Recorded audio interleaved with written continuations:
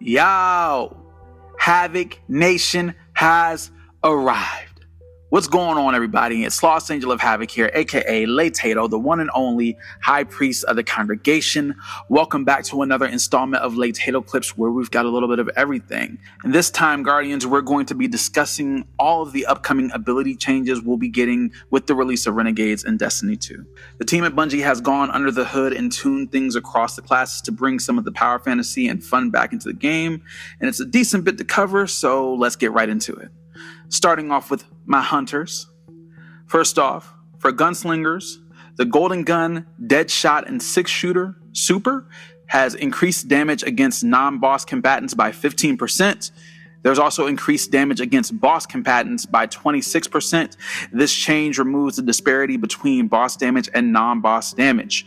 Golden Gun projectiles also now scorch targets 40 stacks at base plus 10 with increased stacks fragment.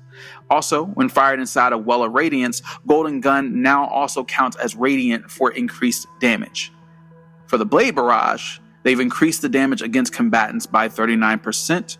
For the melees, Proximity Explosive Knife, Weighted Knife, Lightweight Knife, and Knife Trick, they've increased damage against red bar enemies by 50%. They've increased damage against other enemies by 36%. And for Lightweight Knife specifically, they've increased the crit multiplier from 1.3 to 1.5. The Acrobat's Dodge class ability now has increased passive energy regen rate in PvE by 112%, which this cooldown now matches Gambler's Dodge, and this change allows for you to buff your fire team more often. For the Gunpowder Gamble aspect, shooting the dynamite in mid-air now increases damage by 50%, and 5% in PvP. This expands the radius and creates submunitions that will seek out targets. For my Night Stalkers, the Shadow Shot Deadfall tether source now attaches to combatants on direct impact. They've also increased the weaken effect from 30% to 35%. The Deadfall tether is now the strongest weaken in the game. It also now immediately weakens and suppresses enemies in an area of effect on impact. As for the Shadow Shot Mobius Quiver, while the super is active, dealing damage now increases the power of subsequent Shadow Shot attacks and bow weapons. This puts a bar on your screen that charges as you deal damage. When charged, your final shot or final 2 shots, if you've got the Orpheus rig on, deals significantly increased damage, turning it into one of the highest damage supers in the game at a 227% maximum. They've also increased the base super duration from 10 seconds to 16 seconds, and while wearing Orpheus Rig, they've increased that duration from 16 seconds to 20 seconds. The Smoke Bomb Melee has increased projectile lifetime after sticking to a surface from 3 seconds to 9 seconds. They've also reduced the lingering smoke time in PvP from 5 seconds to 2 seconds. They reduced the screen effect intensity and duration while an enemy smoke, and they also reduced damage against players by 16%. They note after seeing how previous smoke bomb changes landed in PvP, they are shifting smoke bomb back to being more of a misdirection tool than a damage tool. Being hit directly with enemy smoke will be less frustrating as a victim, while allowing it to be a more effective trap/decoy tool by the user. We've got some minor Arc Strider changes as well. The passive energy regeneration for Storm's Edge has been increased by 25%, and the Tempest Strike aspect has reduced damage against players by 16%. For my Revenants out there, my Stasis Wielders, with Shatter Dive equipped, shattering stasis crystals or enemies now grants Frost Armor, and note, any shatter grants full stacks in PvE and 2 stacks in PvP.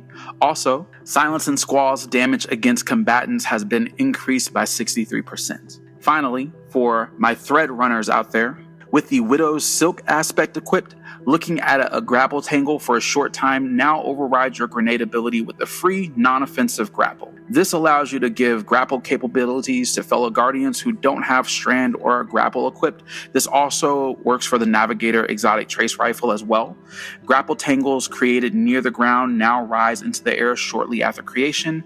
Grapple tangle base lifetime increased from 15 seconds to 20 seconds, and hitting an enemy with a grapple melee that wasn't free now creates a grapple tangle. And for Silk Strike, they've increased the passive energy regeneration by 11%, and they increased the damage resistance during the super by 13%. Now for all hunter subclasses, the marksman's dodge now has increased ammo pickup radius from 10 meters to 15 meters. For gambler's dodge, they've reduced the melee energy gain from 50% to 35% in PvP only. Moving on, we have changes to warlocks.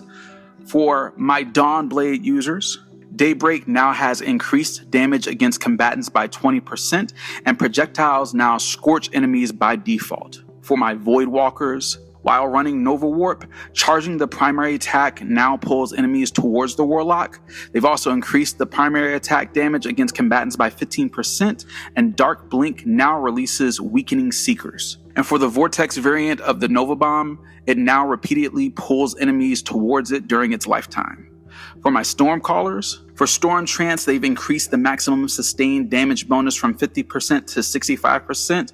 They've also increased Landfall's jolt duration from 10 seconds to 16 seconds. For Chaos Reach, they've increased damage against combatants by 20%. The Ionic Sentry aspect now no longer blinds the user on creation. And for the Lightning Surge Prismatic aspect, they've reduced damage against players by 16%. For my Shade Binders, Winter's Wrath now has increased Shatter Wave damage against frozen targets by 210%. For the Frost Pulse class ability, they've reduced the player freeze radius from 7.5 meters to 5 meters, and it now slows players between 5 meters and 8 meters. And for Brood Weavers, the Needle Storm Super Needles now prioritize bosses, mini-bosses, and champions over other enemies. As for all Warlock subclasses, the Healing Rift and Empowering Rifts can now be cast while you're moving at roughly half speed. They've also increased the Rift radius from 3.75 meters to 5 meters. They've increased the melee and grenade recharge rate while you're standing in Empowering Rift by 20%. And in PvP only, they've reduced the healing rate of Healing Rift by 10%, with a note saying, their playtest indicated that allowing Warlock to move during cast and increasing the rift size made them difficult to deal with, and they've taken a light touch with reducing the PvP healing rate, and they'll be monitoring Crucible feedback and data. So always remember, when you're giving feedback at any point, always be constructive. Now for my Titans. For Sunbreakers, the hammer throw impact damage now increases with range. This damage increase is purely additive. The base damage is unchanged.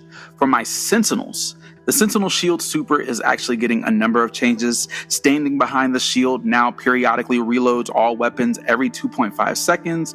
It also now grants Void Overshield to allies behind the shield. The damage bonus while behind the shield has been reduced from 40% to 25%.